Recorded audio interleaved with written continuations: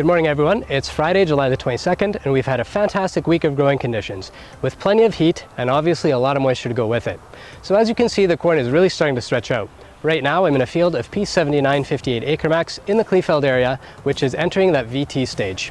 The most well-developed plants in this particular field are already showing a tassel, and we're seeing the first of the silks emerge. So that's great news because it means that over the next week to 10 days, this field will pollinate, and after that we'll be depositing starch into the kernels. So we still have the potential for fantastic quality, high test weight corn this year, provided we don't have the early September frost. With this very rapid growth, there's two issues that we have noticed, especially after some storms with very heavy winds. The first is some stalk lodging. This particular plant is from a different field that had more saturated soil conditions, and you can see that the wind pushed it over at an angle, and since then it's been getting that gooseneck shape as it's standing back up.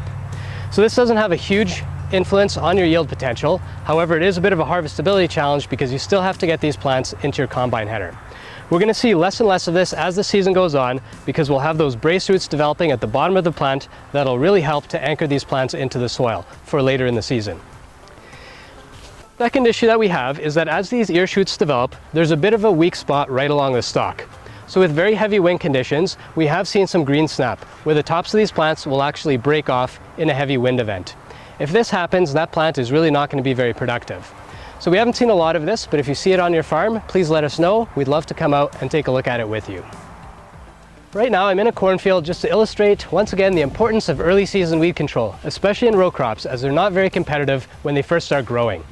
As you can see behind me here, the corn is about 7 feet tall, it's dark green, and we're probably about a week away from seeing the tassels emerge.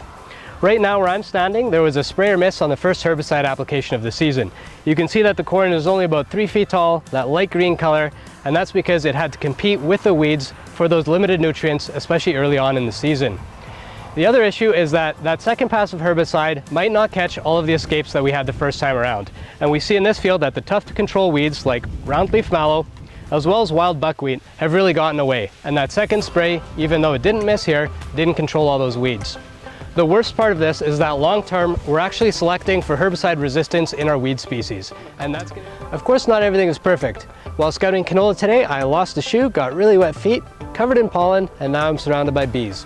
But aside from that, on a more serious note, these high humidity conditions, as well as some standing water, are perfect conditions for the development of some of the fungal diseases that we have in canola, including sclerotinia as well as blackleg developing.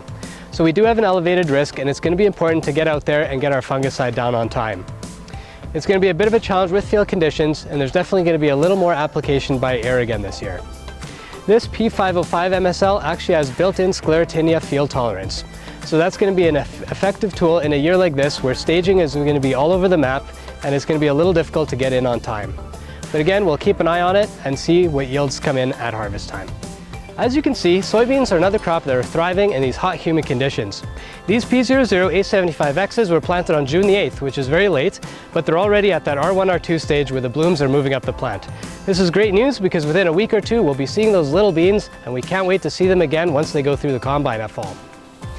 Soybeans are a great crop for a year like this, where there's higher moisture levels in the soil. They'll even tolerate some standing water for a couple of days. And as long as we have good nodule formations on the roots, these plants will provide their own nitrogen, so they're less at risk to issues due to denitrification or nitrogen leaching compared to other crops. So maybe after a couple years of drought, this will be the year where the soybeans really shine again.